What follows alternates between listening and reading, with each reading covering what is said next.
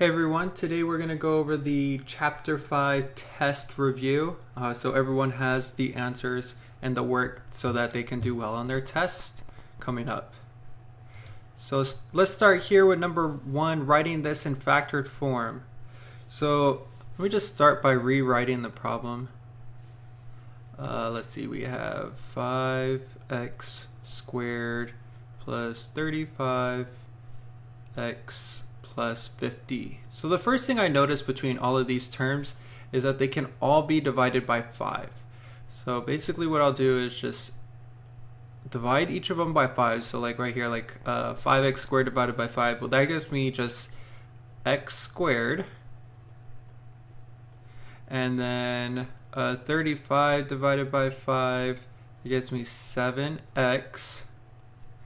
And then plus, well then 50 divided by 5, that gets me 10.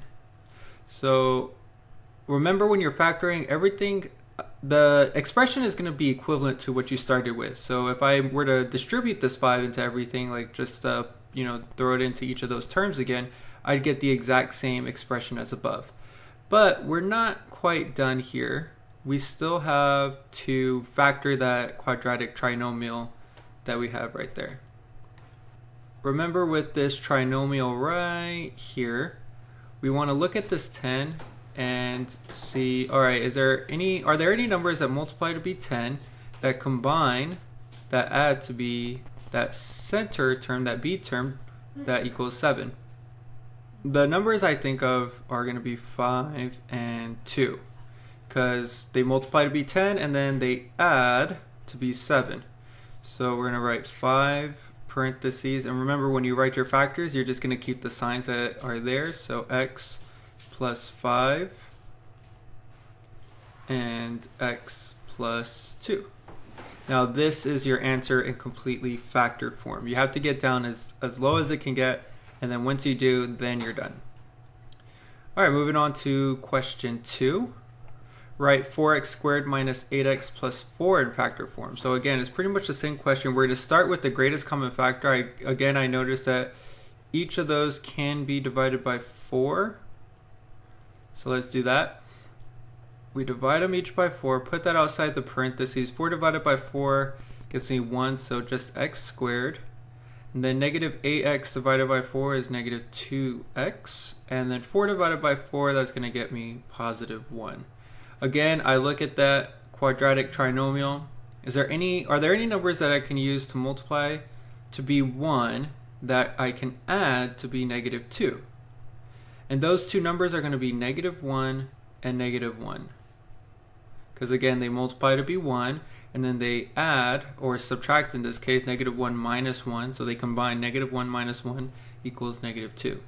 So we're going to write 4 parentheses x minus 1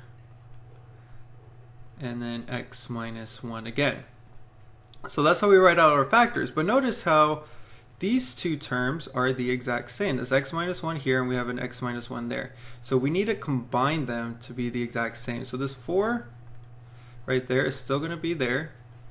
All right? And then these x minus 1s, since they're the same and they're getting multiplied, well, what do you do with two things getting multiplied that are the exact same? Well, that just means that they're squared. So our final answer, let me write it again, just one color, 4 parentheses x minus 1 close parentheses squared. That's going to be it in completely factored form. That's exactly what your answer needs to be. If you don't get it down that far, if you just leave it up here in this 4 parentheses x minus 1 state, then you won't get the answer full credit. All right, what are the solutions to the quadratic equation? All right, so we could do this by graphing, we could do this by using the table, or we could even do this using the quadratic formula. But what I notice here is that pretty much I could probably factor this. So make sure it's set equal to 0 first, which this one is, and then see if this can be factored. So let me just see. So 4 times 50, that's going to get me 200. Remember, if your a term, if you have an a term that's greater than 1, then you have to do this whole multiplication trick. So then 4 times 50, that's going to be 200. We need two numbers that multiply to be 200 that combine to be negative 45. Let's see, I think we could use negative 40 and negative 5. Yeah, negative 40 minus 5 is negative 45, and negative 40 times 5 is 200.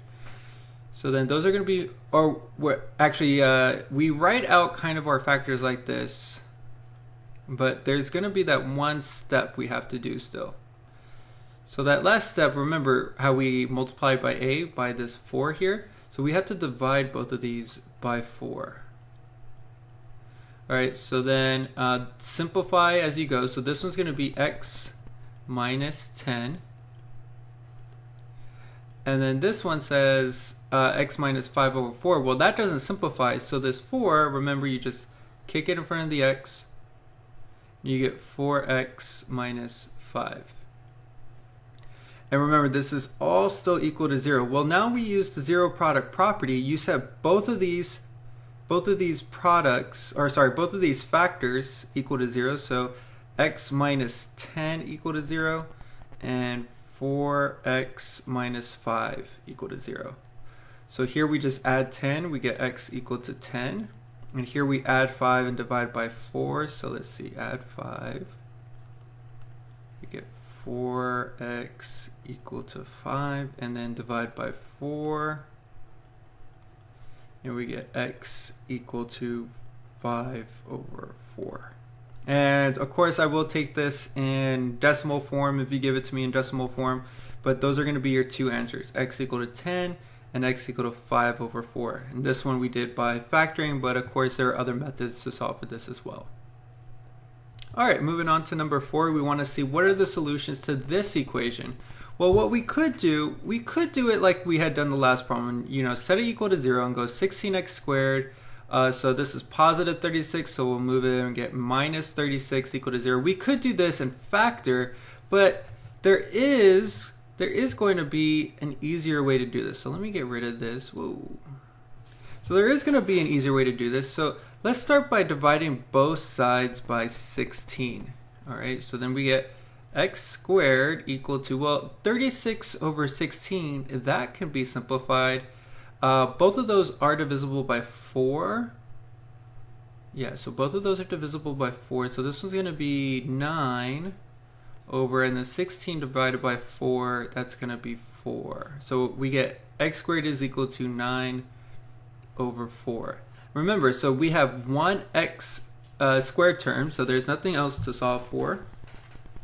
And we want to get rid of the square root here. So remember, the inverse of the square that we want to get rid of, we're just going to take the square root of both sides. Now there are a couple things you don't want to forget here. So the first thing is that the square and square root, they're inverses, so they take each other out, and you get x equal to.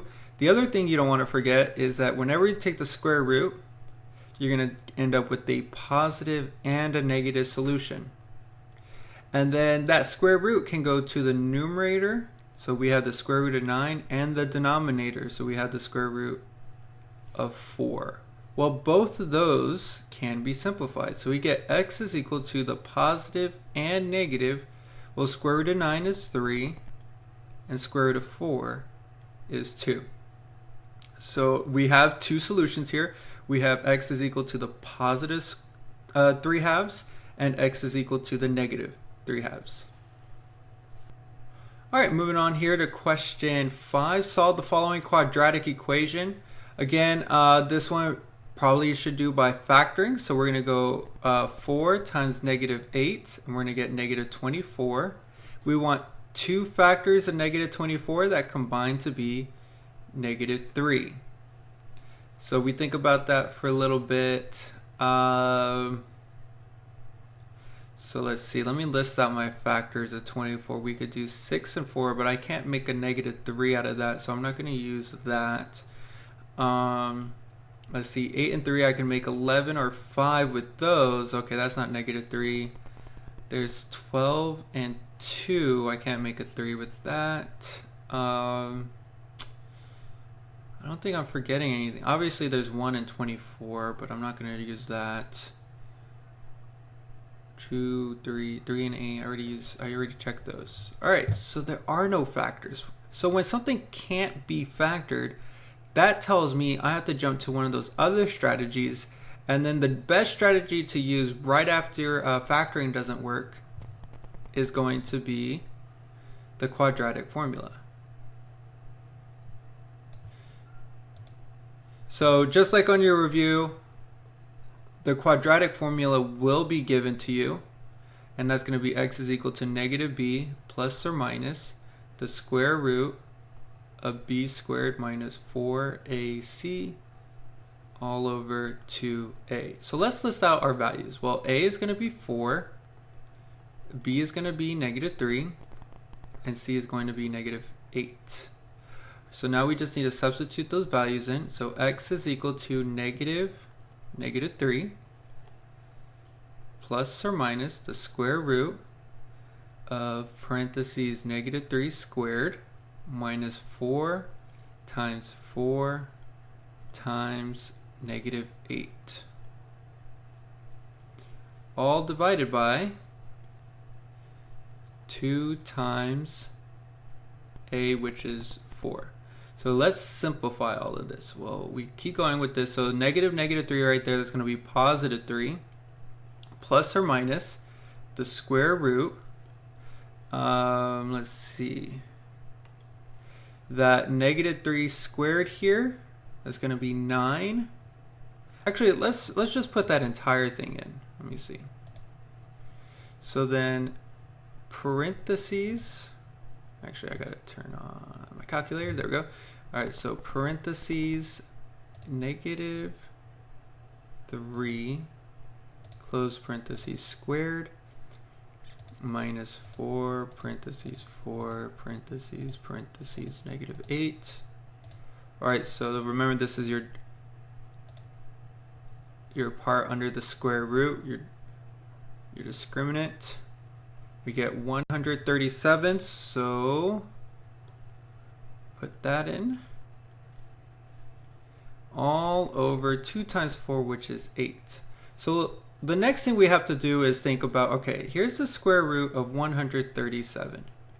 We want to see, all right, what can we use for our factors? All right, so we'll try to see what can I divide 137 by that's going to be a perfect square. So let's go 137 and divide it by 4. Does that work?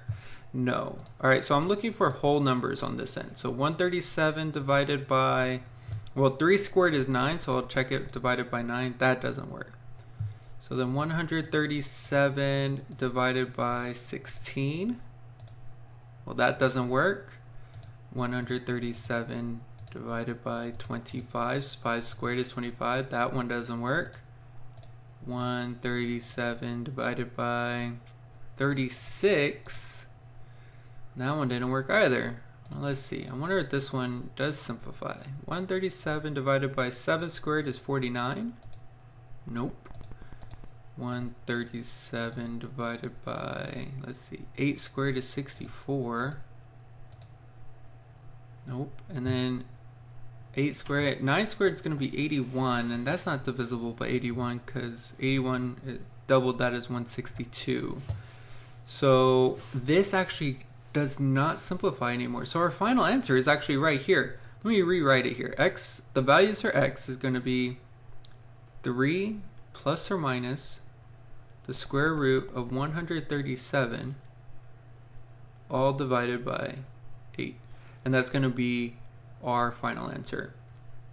If this square root of 137 could be simplified, then we would simplify it just like I was attempting to do over here, but it can't, so we're just going to leave it, and this is our final answer. Moving on to question 6, simplifying the expression. So with this one's saying minus, and we have imaginary numbers. So remember, just treat imaginary numbers like variables and just keep going from there. So distribute that minus sign and drop the parentheses. So we're going to have 2 plus 2i minus a negative 1, so that's going to be plus 1, minus an I, So minus I. All right, and then you just combine your like terms from there.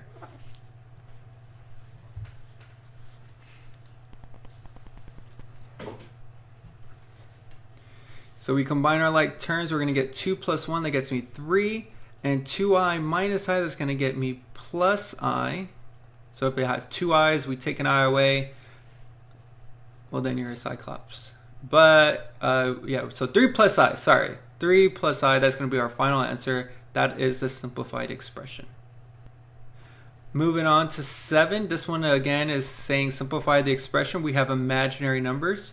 So 8i times 5i, well, 8 times 5, that gets me 40. And then I times I, just like a variable, is going to get me I squared. But don't forget, this I squared, well, that's equal to -1 because I is equal to the square root of -1. So when I square both of those again cancel each other out and we're just left with the -1. So we can replace I squared. Anytime you see I squared, replace it with -1, just substitute that in, simplify from there. So our final answer is actually just -40. So that's going to be our final simplified version of the expression. All right, number 8, solving the inequality. We just did this last week. So you're going to want to factor this first. So let's start by taking out our greatest common factor. That's going to be 2x. Both of those are divisible by 2x. So if I take a 2x out of here, I'm still left with an x. And then in the second term, if I divide this one by 2x, well, the x is gone, but the -4 divided by 2 is -2. Now this is still less than 0, but we're going to use the zero product property. Remember, this is a product, so we set each of these equal to 0. Well, 2x equal to 0, x minus 2 equal to 0. Well, 2x equal to 0, x is going to be 0. X minus 2 equal to 0, x is going to be 2. Right, just add 2 to both sides. Well, this is where we are making our sign charts. So we put 0 and 2. So I'm going to put 0 right here and 2 right here. And we use the signs. Don't forget our question. So our question here is going to be, when is this function less than 0? So to me, that means, when is it less than 0? Well, those are going to be numbers that are negative. All right, so I'm thinking about these signs. I'm going to first pick a number right here in this range. The number I'm going to pick in this range, I'll just use -1. All right, any number in here will do. I'm going to pick -1. I'm going to come up here to 2x, and I'll multiply that. I'm going to substitute x in, -1 in for x. So 2 times -1, well, what does that get me? Well, I'm worried only about the sign. That gets me a negative. And then -1 minus 2, again, I'm only worried about the sign. -1 minus 2 is -3, and again, I just want that negative. Because a negative times a negative gives me a positive. So I know that every number in this range is going to be positive. Remember, keep in mind that we are looking for where the values are negative. So then I come over here and I pick a number between 0 and 2. I'm going to pick 1 in this case. So I go, all right, 2 times 1. I substitute 1 in for x. So 2 times 1, that gets me 2, which is a positive number. So I put that down. And then I do 1 in, so substitute 1 in for x. So 1 minus 2, that gets me a -1. That's a negative number. So I do a positive number times a negative number. Well, that gets me a negative number. Then I come over here. When it pick a number greater than 2, I'll just use 3. So 2 times 3, substitute it in for x. That gets me 6. And 3 minus 2, that gets me 1. So I have 6 times 1. Well, that's a positive and a positive, which make a positive number. So we still haven't answered our question. We have to use this chart, though, to say, when is the quadratic inequality, when is it negative? Well, right here, that's going to give us where the function is negative. So we just look at what we're getting out from all those signs. We say, where is it negative? So my answer is going to be between 0 and 2. Just keep in mind that if our question said less than or equal to, then that's going to change these up to brackets. But since it didn't say that, I'm going to just take those away because we're going to put parentheses in this case. All right, moving on to question 9. Use graphing to solve the system of equations. So we want to just graph these two equations. Remember, we're going to just put those in as relations. So let me see.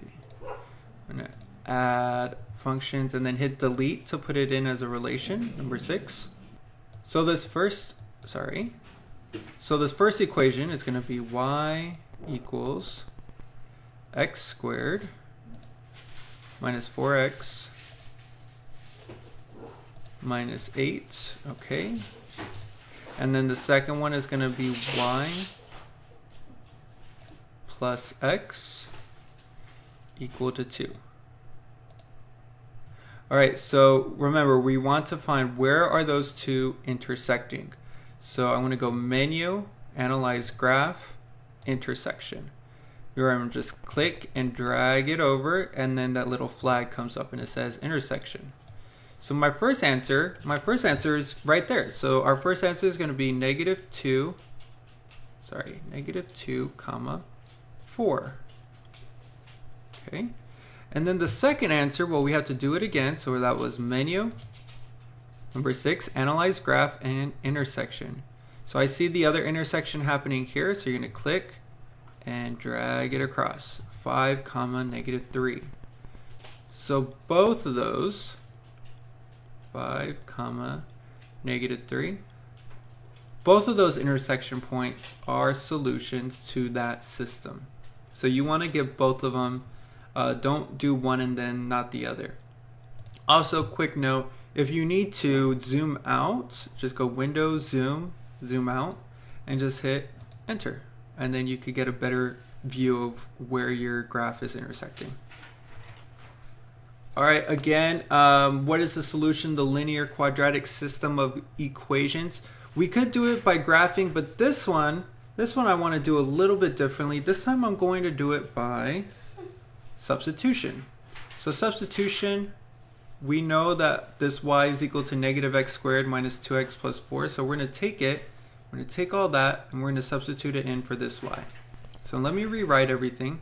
Negative x squared minus 2x plus 4 is equal to negative x minus 2. And then we're just going to set this equal to 0 and solve for x. So add x squared to both sides.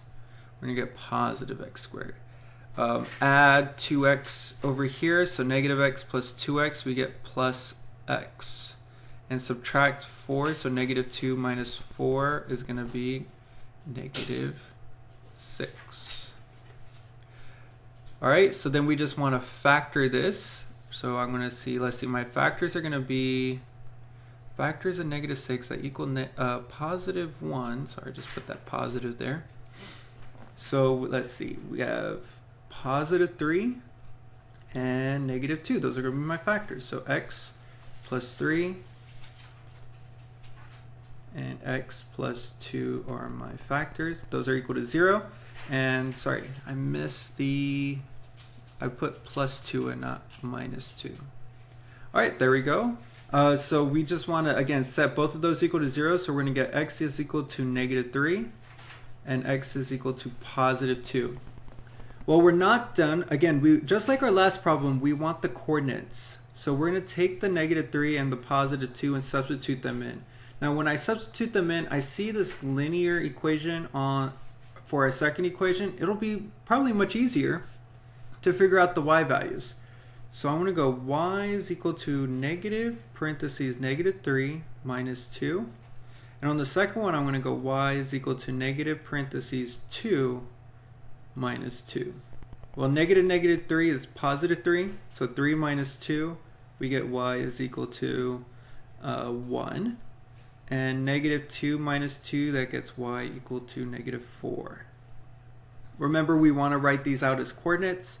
So negative 3 comma 1 is going to be one of my coordinates, and then 2 comma negative 4 is going to be my other coordinate. Alright, moving on to number 11. When factoring, what should you attempt to factor first from each term? So we've been doing that quite a lot. We were always checking to see if there was a greatest common factor. We've done that a lot in class. I did it several times on this video. Always see if anything can be divided out from each of the terms. That's going to be your greatest common factor or your GCF. I'll take either one of those. Alright, again, we want to completely factor this trinomial. So just like the last question, you want to start with your greatest common factors. So what I noticed from each of these terms, they are all divisible by 4. So divide them all by 4.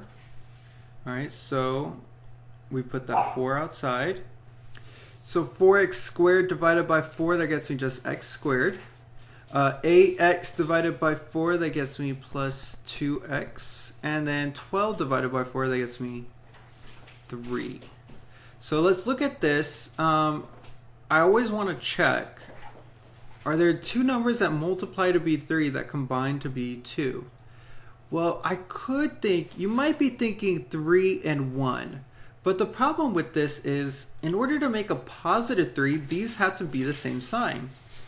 So if this was a positive 3 and a positive 1, well, that makes 4. And the same if it was negative 3 and negative 1, that would make a negative 4. The only way I could make a 2 from this if we had 3 minus 1. And that would give me 2. But then if I multiplied those, they wouldn't be a positive 3. So that one cannot be factored further, which is fine. But just know our final answer is going to be 4x squared plus 2x plus 3 close parentheses. So that's going to be your final answer. You don't have to go any further than that. Alright, 13, we want to solve this equation here. Let me rewrite it real quick. X squared over 20 plus 8 is equal to 15. So this is similar to another one where we took the square root, but you have to isolate the quadratic term.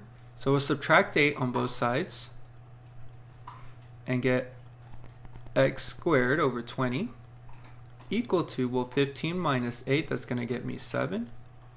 And then multiply both sides by 20.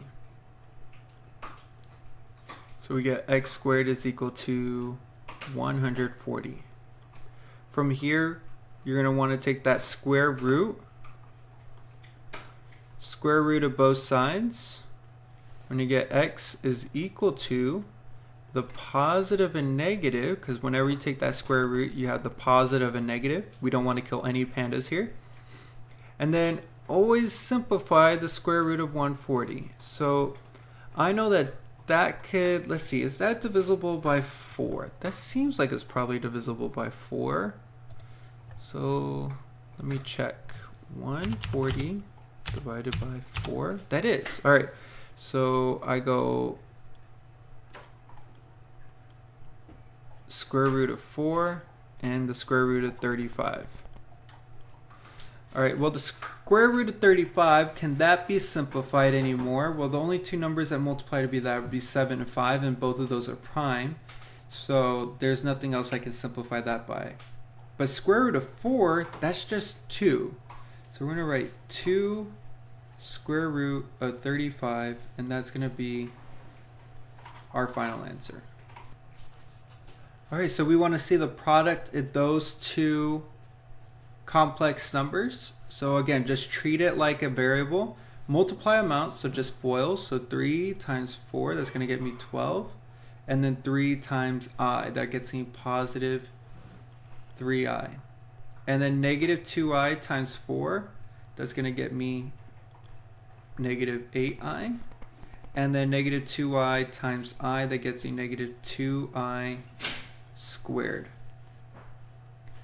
Now we have 12 combined like terms. 3i minus 8i, that gets me minus 5i. But this minus 2i squared, remember with I squared, you just replace it with a negative 1. So I have negative 2 times negative 1, that gets me plus 2. Well, I have a little bit more I can simplify now, because 12 plus 2 is 14, and then minus 5i.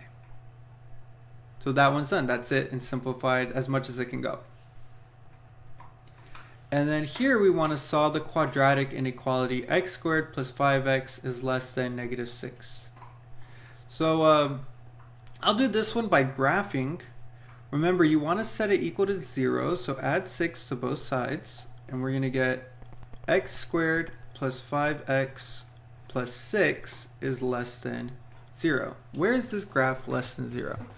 So we're going to want to graph it. Let me move this over here.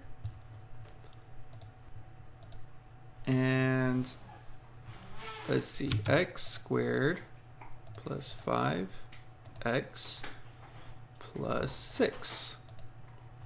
Alright, so this one I'm probably going to want to zoom in just a little. So menu, zoom in, and I want to zoom in right there. Maybe one more. Alright, there, that looks good.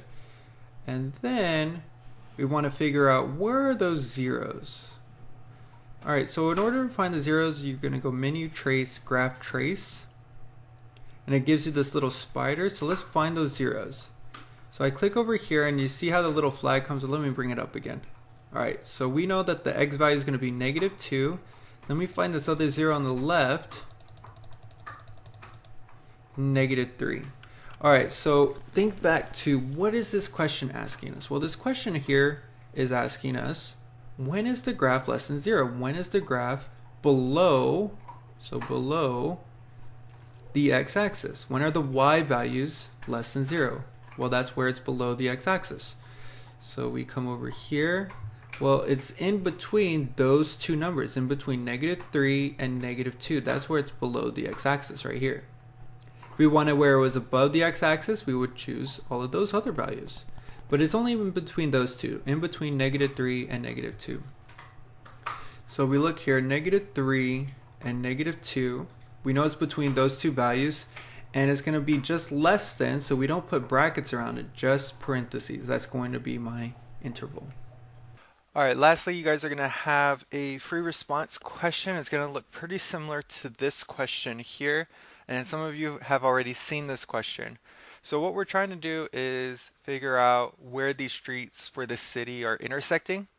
And I'm only going to do a couple of them since we've done other examples.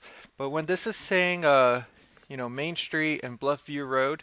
So I have Main Street here and Bluffview Road here. So I'm looking at where does y equal to x squared plus 5x plus 20 and y equal to 2x squared plus 3x minus 4. Where do those equal each other? Where are they going to intersect? So we could do this using some simple substitution. We know that this is going to be y right there. So x squared plus 5x plus 20 equals 2x squared plus 3x minus 4. And then you just have to solve that quadratic. So subtract x squared. You're going to get 2x squared minus x squared is just x squared. Subtract 5x, we're going to get minus 2x. And subtract 20, we're going to get minus 24. And then just factor the negative 24 to get negative 2. And that's going to be negative 6 and positive 4. So we're going to get x minus 6, x plus 4 equal to 0. And then my zeros are x equal to 6, x equal to negative 4. Now, what we're going to do with that information is substitute it back into one of those equations. So 6, I'll just substitute it into the first equation. So it's going to be y equal to 6 squared plus 5 times 6 plus 20. And we're going to get y equal to 36 plus 30 plus 20, and that's going to get us 66 plus 20 is 86. So y is equal to 86, and that's going to give us 6 comma 86. That's going to be the point, one of the points where those streets intersect. And then the negative 4, we're going to get y equal to negative 4 squared plus 5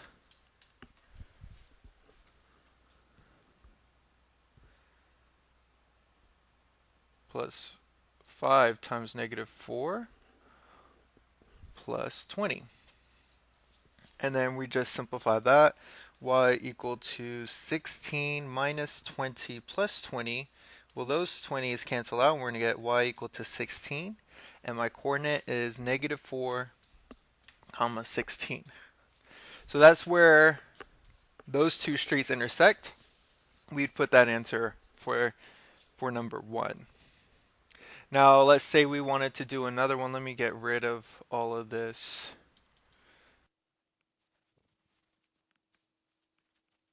So yeah, let's say we wanted to do another one here. Let's do Lakeshore and King Street. So Lakeshore right here and King Street right here. So just doing number 2. And if you want, you can do the other 3 on your own and then come in and check it with me. And we'll see if you got those correct as well. But I want to stop right after this one. So here's King Street, y equal to negative 2x squared minus 4x minus 5, y equal to negative 4x minus 7. That's going to be Lakeshore Drive. And again, we're just going to make those substitutions. So I'm going to put that into that y, so negative 2x squared minus 4x minus 5 equals negative 4x minus 7. You just solve for this. Let's see, I'm going to zero out the left side.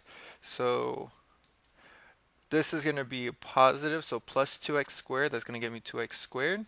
And then plus 4x, so then those x's cancel out. And then plus 5, so negative 7 plus 5 is negative 2. And then we just need to solve for this. So let's see, I can add 2 to both sides. So 2 equal to 2x squared. Divide by 2. We get 1 equal to x squared. And then take the square root. And then we're going to get x equal to positive and negative 1. Whenever you take that square root right here, you get the positive and negative. So then we're going to substitute that into one of those equations. I'm going to substitute it into the second equation this time because that's just a linear. There's only one x value. So I'm going to get y is equal to negative 4 times 1 minus 7. And y is equal to negative 4 times negative 1 minus 7, because we have both of those, positive and negative 1. So y is equal to negative 4 minus 7, y is equal to negative 11, y equal to 4 plus 7, minus 7. Alright, and y is equal to negative 3. So on my first one, I got 1 comma negative 11, and on my second one, I have negative 1 comma negative 3. So again, that's where here Lakeshore Drive and King Street are crossing each other. They're crossing each other at 1, negative 11, and negative 1, negative 3. So one of those streets is curved, one of them is straight, and they cross each other at 2 different points in the city. Alright, so if you want to check those others that are on the intersections to find, because you're going to have a very similar question on your test, just let me know and we could go over that during tutoring. Otherwise, make sure you study, you get all these questions down, because your test is going to look just like this review. If you have any questions, let me know. My name is Mr. Hernandez, and I'm always here to help.